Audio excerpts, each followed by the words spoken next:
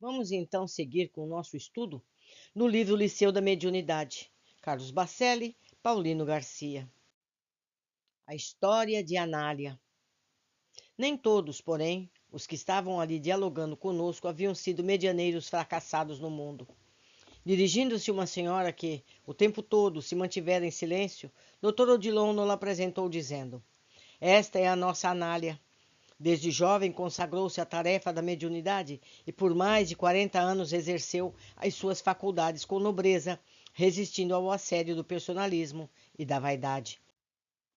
Nem tanto, respondeu a irmã de cabelos grisalhos, ruborizando-se. Tive também as minhas falhas, em face do muito que recebo, eu poderia ter feito mais. Fiquei devendo à doutrina o que não sei quando poderei pagar. Todos sempre estaremos aquém das nossas possibilidades de trabalho no mundo. Mas você, Anália, superou as inúmeras adversidades que lhe foram impostas pela prova e não se permitiu acomodar. Você enfrentou lutas acerbas em sua vida pessoal, lutas que a qualquer um teria servido de pretexto para desanimar. Quantos são os que aportam deste outro lado da vida, empunhando uma lista imensa de dores e de aflições com o propósito de se desculparem pelo que não fizeram? Estive, prosseguiu a médium em seu relato, a ponto de desanimar diversas vezes. Fiquei viúva antes dos 30 de idade, com 3 filhos pequenos para cuidar. Em certas ocasiões, não tínhamos o necessário para o sustento do dia. Os vizinhos, penalizados com a minha situação, é que me socorriam. Quase cedi ao assédio de quantos de mim se aproximaram com intenções rasteiras, prometendo assumir as despesas da minha casa. Não faltou, inclusive, quem me sugerisse cobrar pelos passes que eu transmitia no atendimento aos necessitados, muitos deles homens e mulheres de invejável condição social. Estive sim a ponto de mercadejar com os dons da mediunidade que tremo por dentro só de pensar no tamanho do desastre em que teria incorrido se não tivesse sido amparada pelo alto. Não estamos à mercê de nós mesmos, Anália, comentou o mentor. Os espíritos superiores, auscultando a sinceridade de nossos propósitos no bem, não nos deixam expostos à ação nefanda das trevas, que, caso contrário, encontrariam em nós campo propício de influenciação. Quando, não raro, as nossas provas se agravam, estamos recebendo um auxílio extra das leis que, com base na nossa folha de serviços prestados, nos protegem contra maiores e possíveis quedas.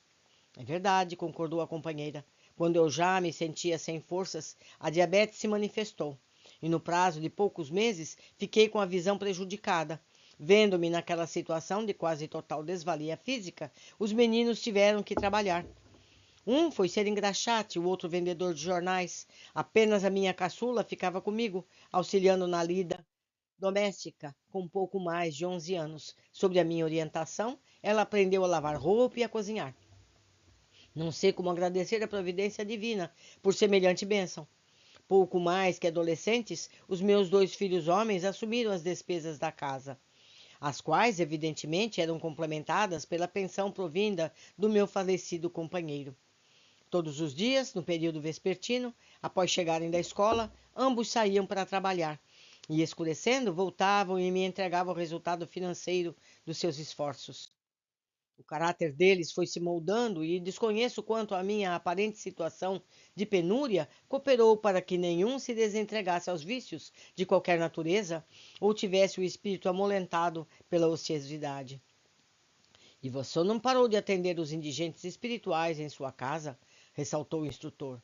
Ao contrário, explicou-se, passei a ter mais tempo para me dedicar aos passes e aquela minha condição de médium quase cega comovia as pessoas que, desarvoradas, se acerenavam simplesmente ao me verem, caminhando vacilante dentro de casa para socorrê-las em nome do Cristo. Eu não sabia, mas, nem que soubesse, poderia ler qualquer trecho do Evangelho segundo o Espiritismo. Era minha filha que sempre o lia para os que chegavam à nossa residência. Sim, ela praticamente o memorizou por inteiro antes que completasse os seus 20 de idade. Passou a receber convites para proferir palestras nas casas espíritas. Foi onde ela conheceu um rapaz formado em medicina, proprietário de um hospital que o pai mandara construir para ele, e se casaram. Mas eu não quis sair do casebre em que morávamos. que sabia passado a ser um ponto de referência para os necessitados. Dos meus 2 filhos, homens, o jornaleiro se formou em direito, o engraxate ingressou na marinha, tudo isso a partir da diabetes. Se eu não tivesse caído doente, não sei que rumo a minha vida teria tomado. Eu estava admirando a história de Anália, quando os médios, ao serem visitados por este ou aquele entrave, indagavam pelo amparo do mundo espiritual, e muitos, indignados, se retraem na fé e no trabalho, inventariando queixas e limitações. A maioria foge da casa espírita e renega os dons mediúnicos com que foram agraciados, chegando mesmo a se converter a outra crença, como se o exercício da mediunidade devesse isentar o médium da sua condição humana e das provas que lhe são indispensáveis ao crescimento. O meu genro pagava uma enfermeira para tomar conta de mim, e até as vésperas de dar à luz o meu primeiro neto, a minha filha continuou lendo as páginas do Evangelho segundo o Espiritismo, que, abertas aparentemente ao acaso em nossos cultos, de todas as tardes, esclareciam e consolavam os corações. Infelizmente, antes de completar os 63 anos, o meu quadro clínico se complicou, os rins paralisaram e a desencarnação se fez inevitável. O Espiritismo me ajudou muito.